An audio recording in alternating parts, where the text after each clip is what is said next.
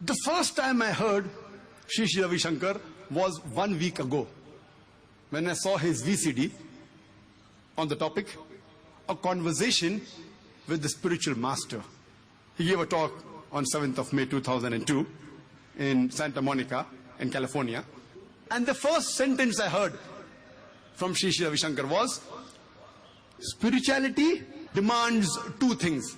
First, authenticity. How authentic are you? Second, intensity. And believe me, when I heard this statement, spiritual part, first thing demands authenticity, I was impressed. I totally agree that spirituality demands authenticity. Whether first, second or third, it does demand authenticity. It demands truthfulness. Without authenticity, how can a person be spiritual? I totally agree with respected Sri Sri Ravi Shankar. Later, I was given a few of his books by the organizers, and I read one of the books, Hinduism and Islam, The Common Thread. And when I read the book, I'm sure that the intention of respected Sri Sri Ravi Shankar was mainly, this is the book Hinduism and Islam, The Common Thread. The main intention was to get the Muslims and Hindus together. And even I have written a book, Similarities between Hinduism and Islam. So as far as that topic is concerned, we share a common platform. But there were some things, or rather many things, which I found in that book which were not authentic, mainly especially concerning Islam. And it's my duty to present the views. It is just for us to understand and come closer. Sri Sri Ravi Shankar writes in the first section, Faith in One God, on page number 2. Hinduism is perceived to be a religion of many gods. But contrary to this perception, it believes in one God. I agree with him 100%. That's what I presented in my talk. He further continues and says, it believes in Advaita, non-dual monotheism. Though 7 colors make up a rainbow, it comes from one ray of white light. Similarly, 33 crores of Devis and Devatas, God and goddesses, are rays of one Paramatma, superhuman being, intelligent. To compare 7 colors make up a rainbow of one light with 33 crores of Devi Devatas come from rays of one Paramatma, I find it a little bit illogical, because I, being a medical doctor, student of science also, we know that science says that light is made up of 7 colors, vib pure, violet, indigo, blue, green, yellow, orange, red. But each color by itself is not white light. All the 7 colors in the right proportion make up one white light. Each individual color is not white light. And if any one of the colors is missing, it will not constitute pure white light. To say this and give the example to 33 crores of Devis and Devatas, rays of one Paramatma, is like saying that one Almighty God has got 33 crores components, like how a human body has got approximately 11 parts, 2 legs, 2 hands, 1 head, 1 neck, 2 shoulders, 1 chest, 1 abdomen, 1 pelvis. But each part does not make up the complete human body. All the parts put together in the right position make up the complete human body. If any is missing, it's not a complete human body. To give this example to 33 crores, equivalent to one God, is saying that God has got 33 crore parts, which I disagree. And if any one part is missing, then that will not be a complete one God. But he further goes and says that God has got 108 names. One God has got 108 names, or 1008 names, which I agree with him. This is what the Veda says. As I mentioned in my talk in Rig Veda, book number 1, hymn number 164, mantra number 46, Ekkam Sat Vipra Bhuda Vedante. God is one, truth is one. Saints call him by a variety of names. And then he goes on to say this is similar in Islam, that in Islam God has got 99 names, which I agree with him. As far as names are concerned, like in Hinduism you can give any name, In Islam also you can give any name which Almighty God has called himself with. And there are no less than 99 names given to Almighty God in the Quran and the Hadith. Giving a name, I totally agree. Islam as well as Hinduism. For example, my name is Zakir Abdul Karim Naik. You can even call me Abu Farik Zakir Naik, the father of Farik Zakir Naik. You can even call me Abu Zikra Zakir Naik, father of Zikra Zakir Naik, or father of Rushda Zakir Naik. 4 names, 4 different names, but all pointed to the same person. All are unique, only pointed to me and no one else. So giving names, totally correct, as the Vedas says, as the Quran says, as long as the name is a beautiful name and is a name which Almighty God prefers calling himself with. Further in the section number 3 of modes of worship, on page number 3, Sri Sri Ravi Shankar gives an example in this book. A picture of a person is not the person. A visiting card of a person is not the person.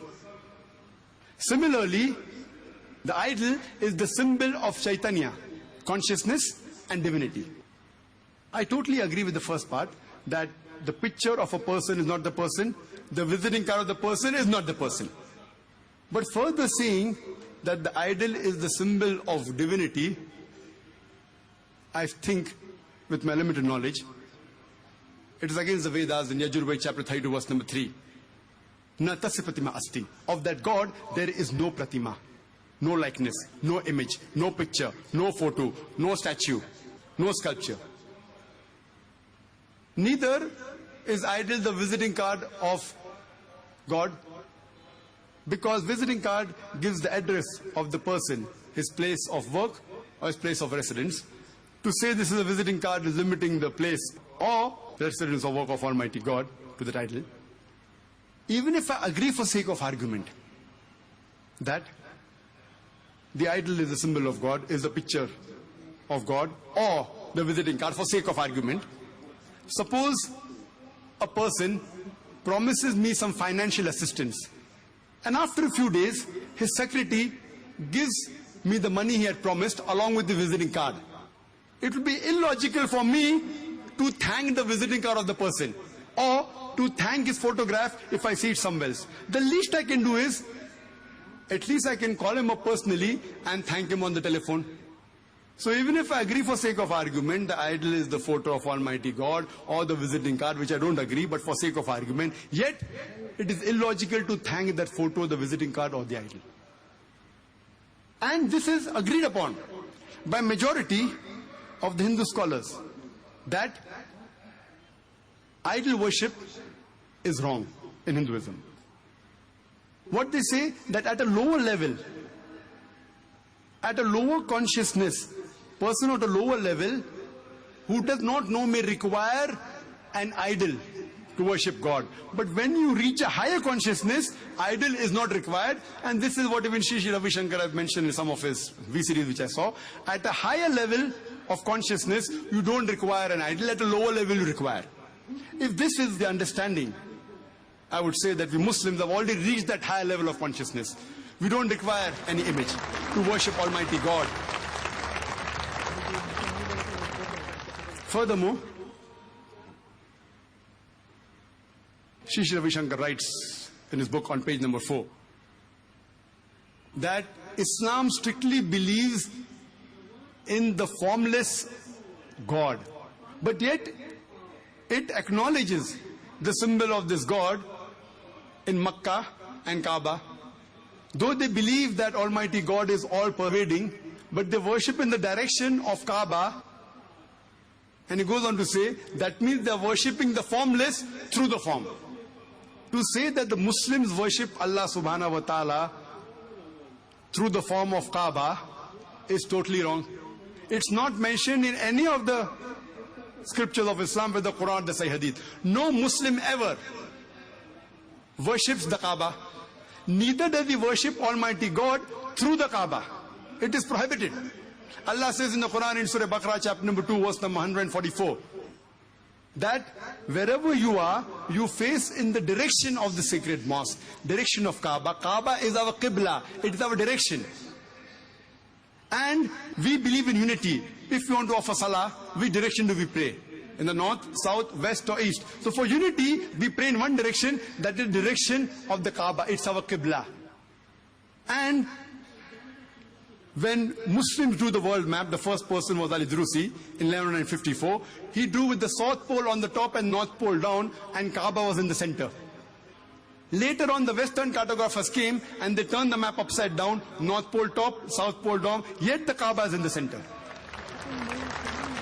So if you are in the north, you face towards the south. If you are in the south, you face towards the north. If you are in the east, face towards the west. If you are in the west, face towards the east.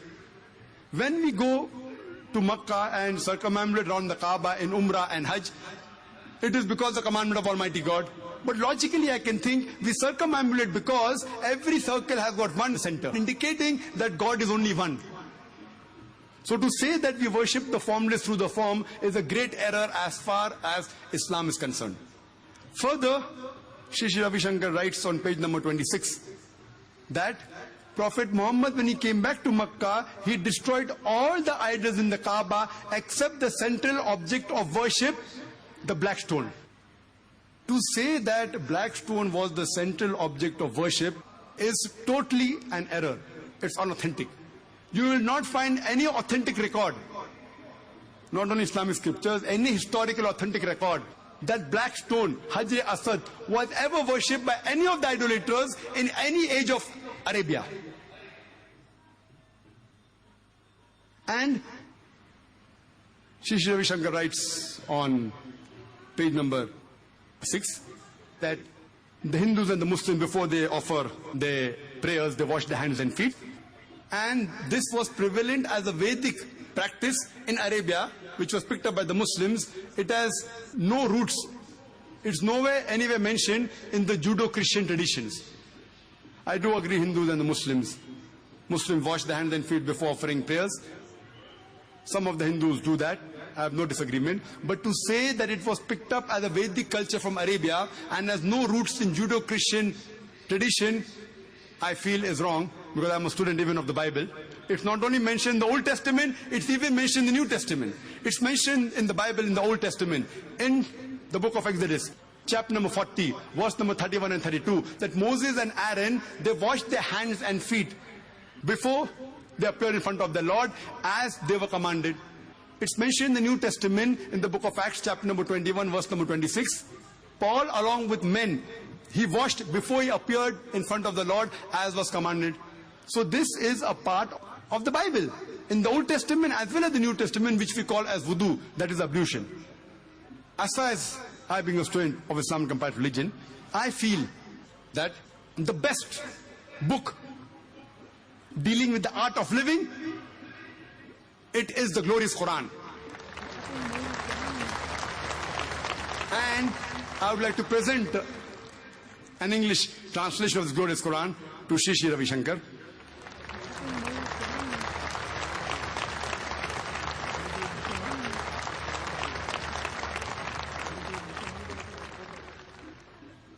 The followers of most of the religions except Islam, they believe in the concept of anthropomorphism, that an Almighty God taking forms, including human form. Some religious followers believe God Almighty took human form once, some many times. And they have a logic that Almighty God is so pure, is so holy, He does not know the shortcomings of the human beings. He does not know how the human being feel when he's angry, when he's sad, when he's hurt. So Almighty God became a human being and came in this world to know what is good or what is bad for the human being. On the face of it, it's a very good logic. But I say that if I manufacture a tape recorder, do I have to become a tape recorder to know what is good or what is bad for the tape recorder? I don't have to become a tape recorder. I write an instruction manual that if you want to play the audio cassette, put in the cassette and press the play button. If you want to stop, press the stop button. Don't drop it from a height, it will get spoiled. Don't immerse it in water, it will get damaged. I write an instruction manual. So similarly, since Almighty God is the creator of the human beings, He doesn't have to become a human being to know what is good or what is bad for the human being. What does He do? He has to reveal an instruction manual. And the last and final instruction manual for the human beings is the glorious Quran. No one can write a better book on art of living than the Creator himself. Therefore, I say that this book is the best book on art of living. It is the instruction manual for the human beings, the do's and don'ts, how our life should be led. I would like to end my talk with the quotation of the glorious Quran from Surah Anam, chapter number 6, verse number 108, which says that revile not those gods who they worship besides Allah, lest in their ignorance they will revile Allah subhanahu wa ta'ala. Allah says, abuse not, revile not those gods who people worship besides Allah, lest in their ignorance they will revile, they will abuse Allah subhanahu wa ta'ala. Wa akhir dawana alhamdulillahi rabbil alameen.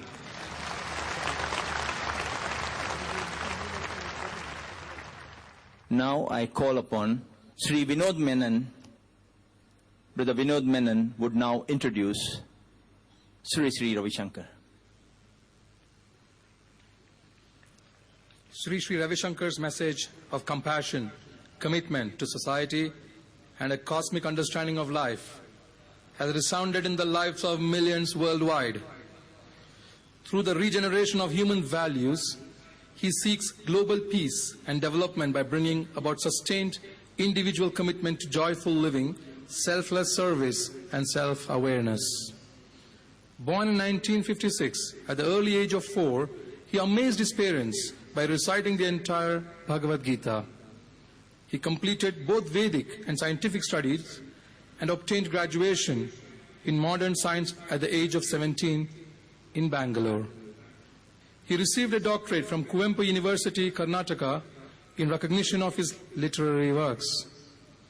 In 1982, His Holiness Sri Ravi Shankarji founded the Art of Living Foundation, which is now the world's largest non-governmental organization, active in over 140 countries. In 1997, Sri Ravi Shankarji founded the International Association of Human Values, which to date has development projects in more than 25,000 villages, bringing self-reliance to millions of people.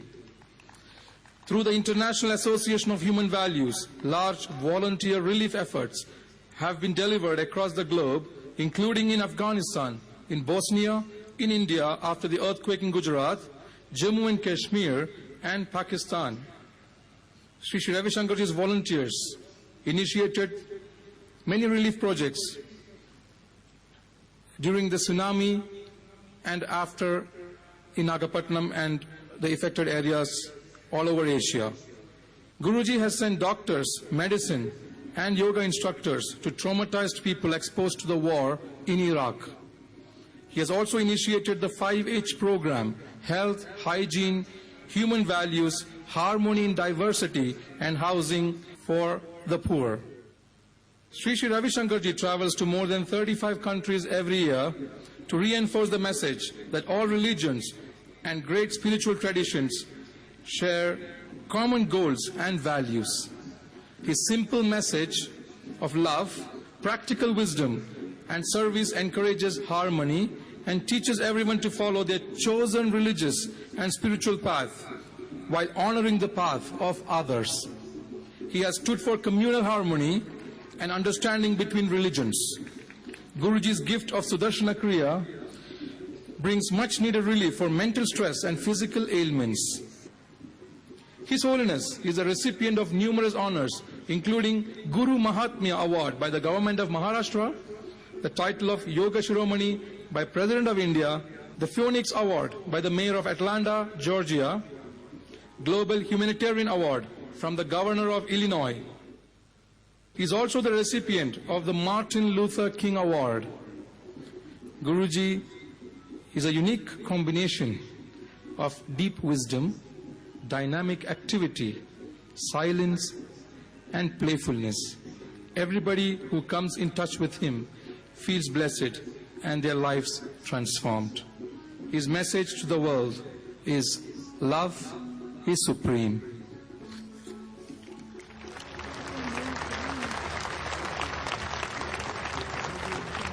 Now I call upon Sri Ravi Shankarji, presenting before us the concept of God in Hinduism and Islam. Sri Ravi Shankarji.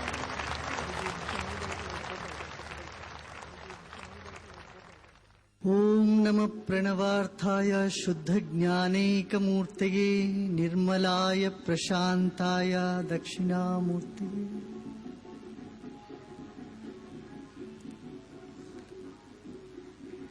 Dear brothers and sisters,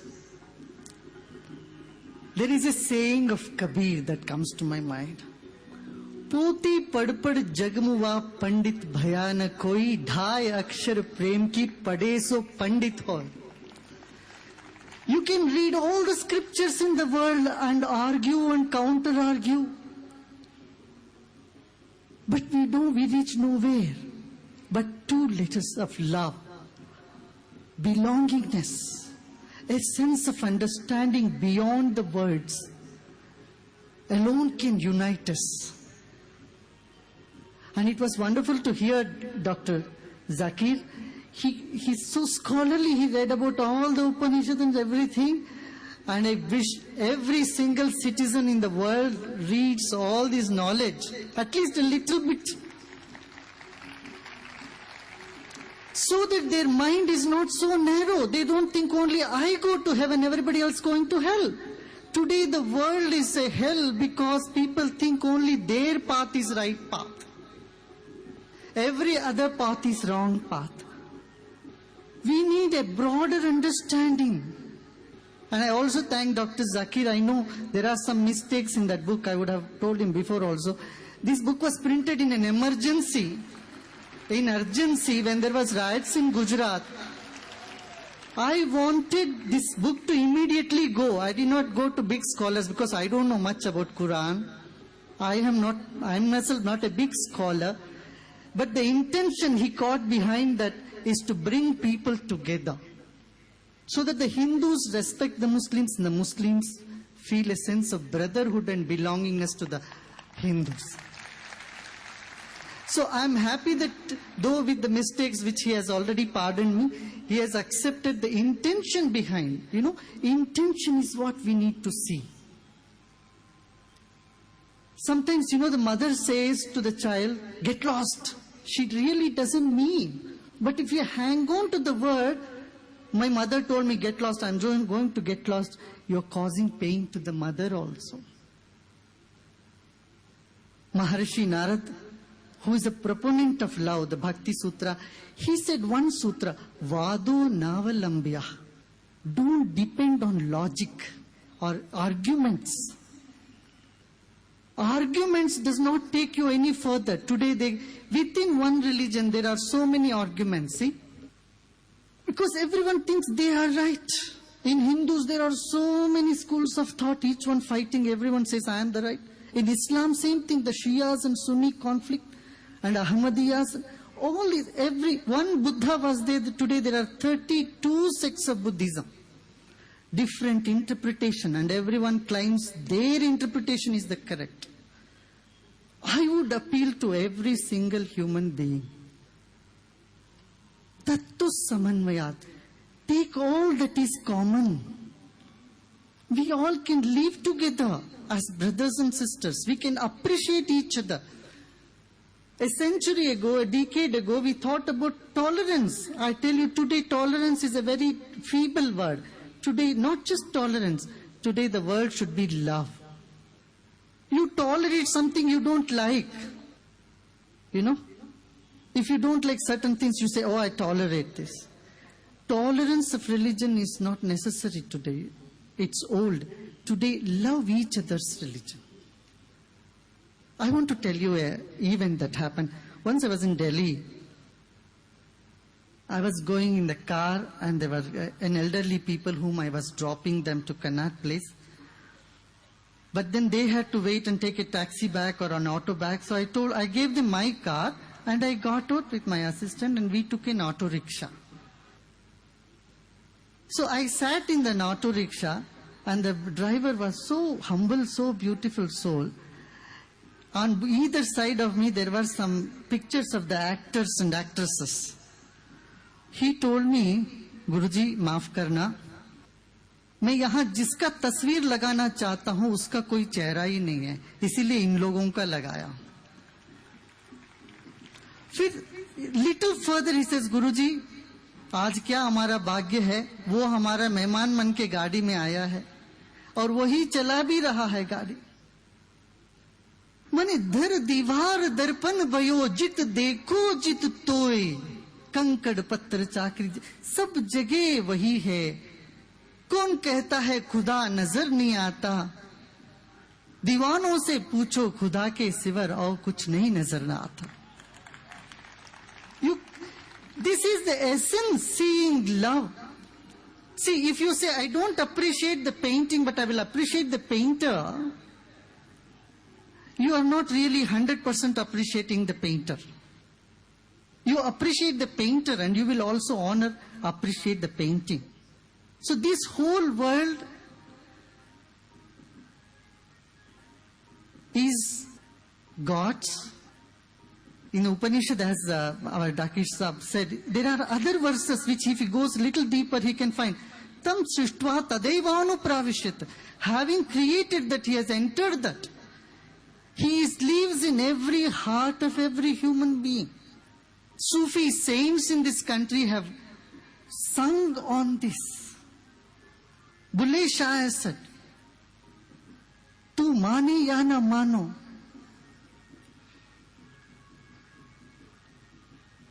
तू माने या ना मानो, दिलदार तुम्हें मैंने खुदा माना. This is a language of not the professors, but the lover of God. And I tell you, it's only through love you can reach the ultimate. You can experience the truth, the reality. What is the concept of God? It says, Satyam Jnanam Anantam Brahma. Truth, infinity, knowledge, the bliss, that is what is Brahman. You have already heard from our doctor, professor, about the Upanishads and how the Vedas and Upanishads are very similar. But the practices are many different. Where we are similar, we are anyway shake hands. But where there is difference, there also you shake hand. I tell you, then you are really a human being. Because you love harmony in diversity. You love people of all traditions, whether Buddhist or Jainism or Sufism or, any school of philosophy. Love should be the supreme. In the Vedic concept of God, it said, the whole universe is made up of Asti, Bhati, Priti. Asti means it is, Bhati it expresses, Priti it is love. Nama Rupam, name and form. The world is all name and form, but the consciousness is Asti, it is Bhati, it expresses, as it is expressed in the Gita, it has expressed the Vedas in the hearts of the rishis, it has expressed the Quran as the Holy Quran, and it has expressed the Bible. It has expressed, it has brought into light Asti, Bhati, Priti, Nama, Rupatmakam Jagat. This whole world is the name and form. When I went to Pakistan, they asked me the same question. Why in India you worship so many gods and goddesses? There is only one God, even you say one God. I told them, there is only one atta, one chapati. In that you make samosa, you make puri, you make kachori, you make paratha. Why? Just the fun of it, just the joy of it. So it's called as a leela. Ekoham bahusyama. I am one, but in many.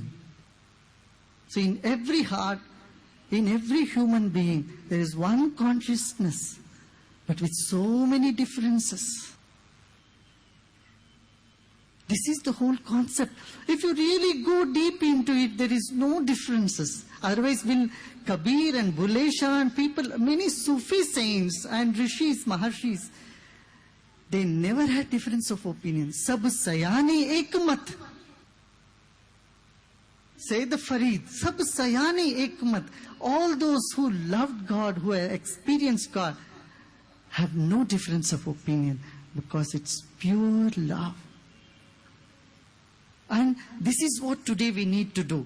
Otherwise, vada, vivada, argument, right, wrong, it takes us so far away from innocence. Bhole bhav mile raghurai. And every child has this innocence. Every human being is born with that wisdom, which is natural to us all. Don't you think so? What do you say? Am I correct? From the audience? You know, a sense of belongingness, and everyone should learn about each other little bit. I mean, it's a very great example. I'm happy to see all those books. I'm sure many of the Hindus would not have read all these Upanishads. We need to bring people together today in spite of the differences, different cultures, practices, habits.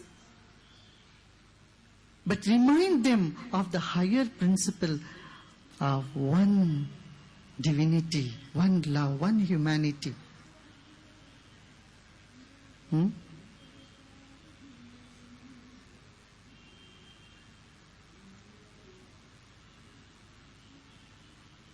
Do not hold on to the words, but see the intention behind the words. And that is what I call art of living. Broad vision. Whether someone thinks you belong to them or not, from your side, you embrace everybody. Vasudhaiva Kutumbakam. Everyone belongs to me. And we can't convert the whole world into thinking in one line, in one philosophy. We need to live amidst diversity, honor each other, like each other, support each other. Satyam Jnanam Anantam Brahma. The infinity is divinity. Now, I know we have the concept of 4 hands and 4 legs. You know, Chatur has 2 meanings in Sanskrit. Chatur means intelligent. The creation is intelligent. The action in the creation is intelligent. Now, Vishnu is seen as 4 hands. You know what is in 4 hands? The 4 elements. And Vishnu is blue in color. He is only blue, means the space, like Akasha is no form, formless. Akasha Tattva, Agni Tattva, Jala Tattva, Vayu Tattva, Prithvi Tattva. This Prapancha, this is called Prapancha. 5 principles make this whole world, whole universe. And the ancient people made these things. You know, one thing I also would like to mention here about the Purana.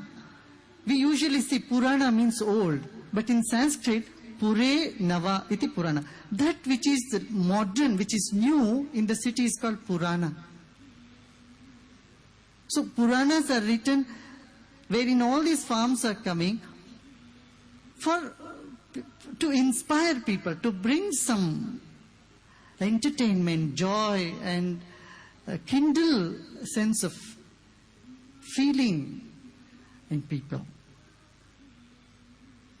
Whatever people have understood and are following, I know many customs that people do are not right. And each community has to look within and correct all that mistakes in those communities. Somebody else cannot do it. Hindu leaders should correct anything wrong in the Hindu community. Similarly, Muslim leaders will have to take responsibility and correct anything wrong in that Muslim community. Then we can reform the society. I know reform is essential in every field. Non-violence should be given most prominence, which is said in all the scriptures. If you ask me, is this table made up of atoms? I would say yes. Where can I find atoms? I would say find in the table, find in this one, in the speaker. Everything is made up of atoms, my dear. You don't have to look for atoms somewhere out. Sarvavyapi, it's present everywhere. A nuclear scientist, an atomic scientist will agree 100% with Vedanta. You will see that theory of relativity and the knowledge that the divinity is not a substance, is not a person away from somewhere. He is the substratum by which everything is made. I would give one small story from the Upanishad. A boy asked the father, what is God? How is God like? The boy the father takes the boy by hand and he tells the boy, look, this building is there. Before this building, what was here? The boy said, space. Where is the building now? In the space. Once the building is destroyed, what will happen to the space? He said, nothing will happen. The space will remain like that. He said, that is what is Atma. That is how is your self. The soul is, the being is, consciousness is. Come Brahma. It's like the space wherein everything is and everything bonds and in which everything dissolves.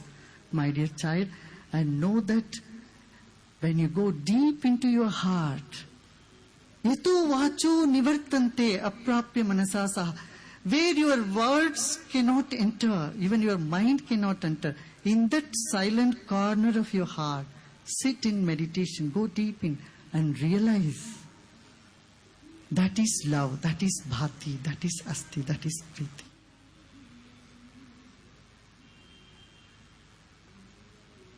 I think we all need to get together more and more.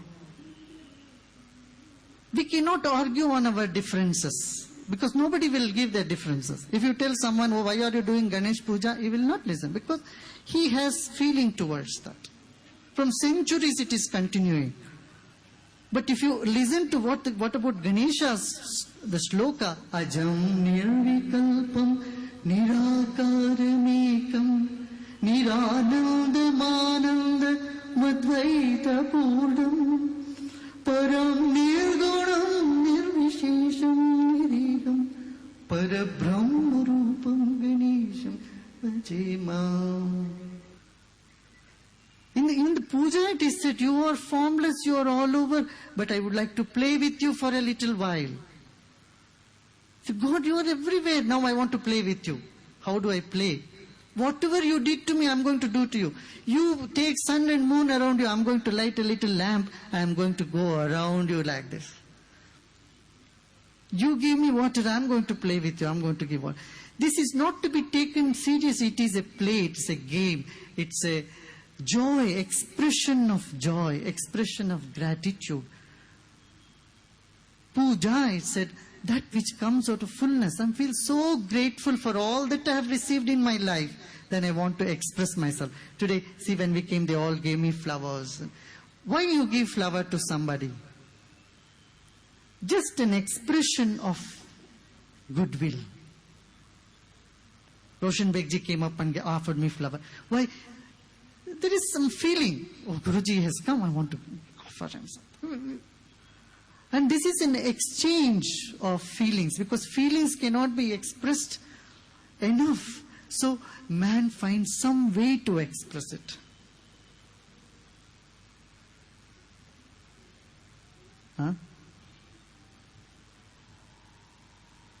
Like go and do the वहाँ मक्का में जाके पत्थर मारते हैं शैतान को, वो क्या एक फीलिंग, शैतान दूर हो जाए. These are rituals. You know, Hindus can criticize that, Muslims can criticize Ganapati. This will all cause us more trouble, more problem. Please don't go on that path. That's a request from my side.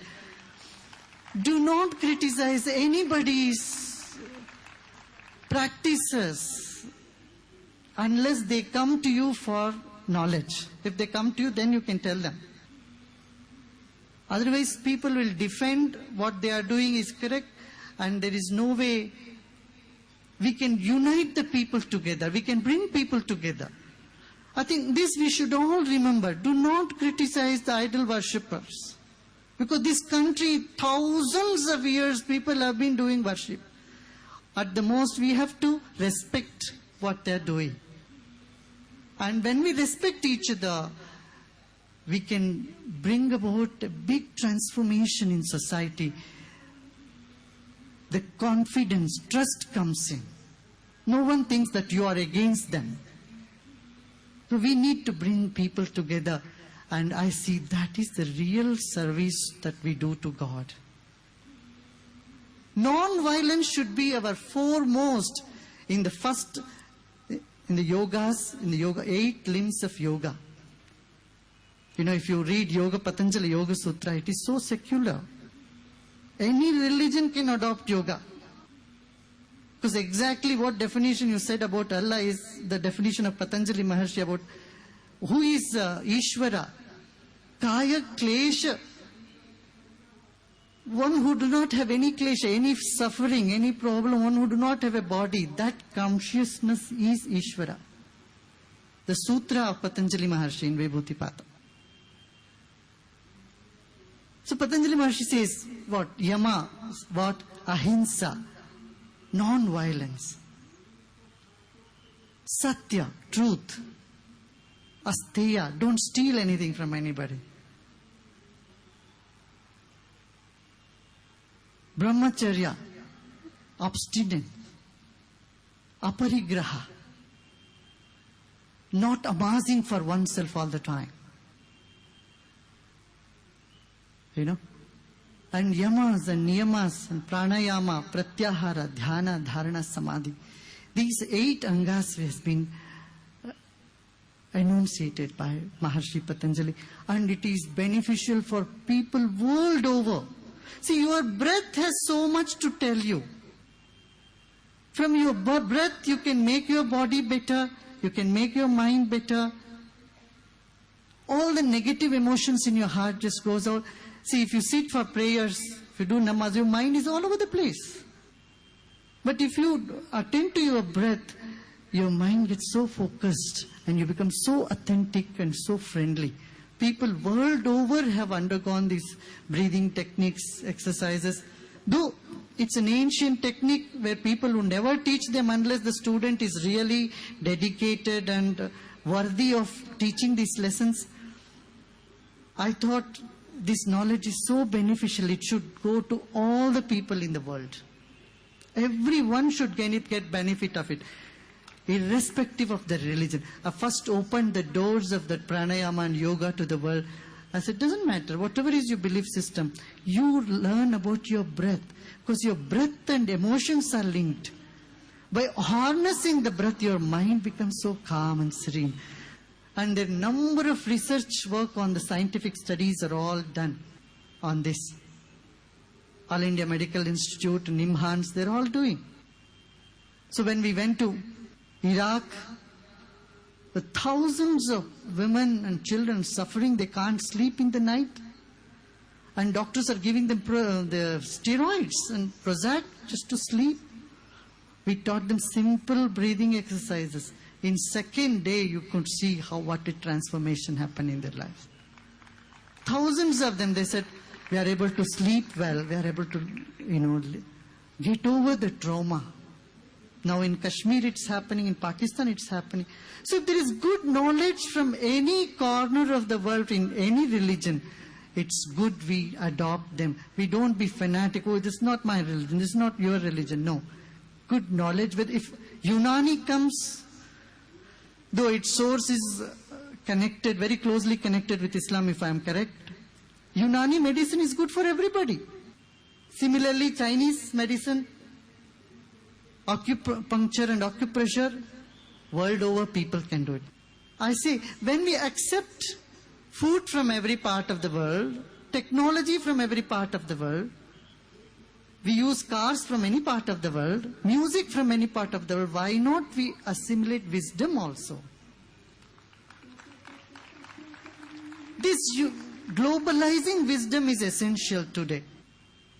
In the world where there are tone between each other, I'm happy the peace initiatives are taking up now in this big manner here.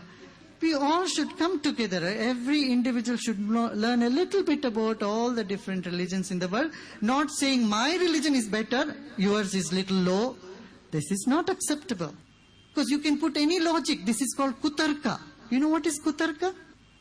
There are 3 things: tarka, vitarka and kutarka. Tarka is logic. Kutarka is saying if a door is half closed, that means it is half open. If the door is fully closed, that means it's fully open. This logic is called kutarka.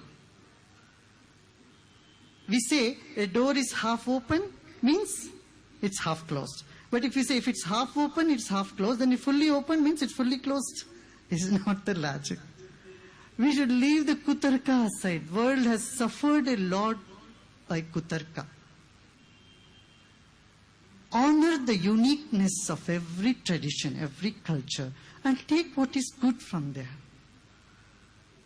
And make your life so beautiful, so loving, that everyone comes to you.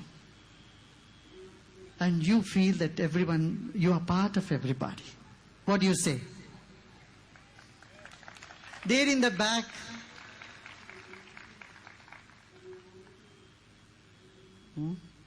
So, ढाई अक्षर प्रेम के पढ़े सो पंडित होई. मैं तो इतना ही जानता हूँ. I know only this much. I consider everybody as part of my family. And knowledge is enormous, so much. It's not just the books that are here. It is ocean. Even the story goes, Vedavyasa wanted knowledge. And then Brahma showed him the mountain. This is knowledge. And how much you can take? He took only 4 handfuls and said only that became the Vedas. You know, the stories are fascinating. It's nice. There are 2 things. One is stories, another is tattva. Means a knowledge behind them. And it all leads to one thing. Let us get over our cravings and aversions. Let us live a life full of love. I would like to repeat that word again. लोग कहते हैं खुदा नजर नहीं आता, हम कहते हैं खुदा के सिवा कुछ नजर नहीं आता.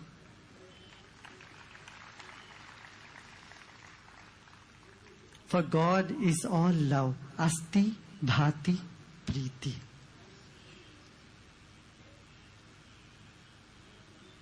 Let us see the commonness in everything and celebrate our differences. We don't have to be the same in order to celebrate. We can be different and still celebrate. And we honor each other. Let us keep this as our guiding light. And let us teach non-violence to people. Violence is not sanctioned, as far as I know, in any religion. No religious scripture sanctions violence. But we need to work on that. Isn't it so? Huh? That's wonderful. Have I exceeded my time, or is it still there is time? Because I don't talk much. This itself I have spoken too much. I spoke only 33 minutes left.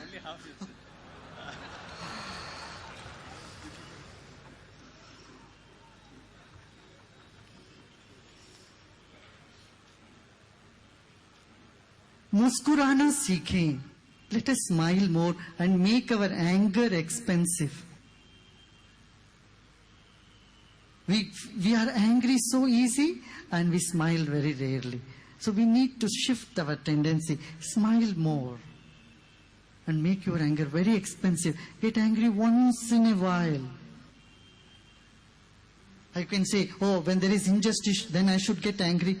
Okay, Baba, but don't make anger your own nature. In the name of justice, if you all get angry, you know what happens? We lose our perception. Our state of mind affects our perception, our observation, and our expression. So if we are stressed, our perception is different. If you are narrow-minded, our perception is wrong. Even when someone comes to greet you, you feel they are all against you. So you need to change your perception. That's why I tell even the worst criminal in their heart, he is a beautiful person. Don't hate the criminal also. We brand him a criminal. You just talk to a criminal. In his heart, he is a lovely human being. Because of stress and tension, long understanding, he has committed a crime. We need to have that compassion,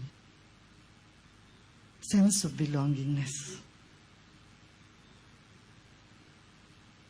So the concept of God is not somebody sitting out there and giving you some messages. He is what everything is. Sarvam kalvidam Brahma. Everything here is Brahman, is made up of Brahman, is Brahman. Sarvam kalu idam Brahma. Everything. Everything in the universe is made up of atoms, is vibrations. And vibration has no name, no form. Yet, he is adored by many names and many forms.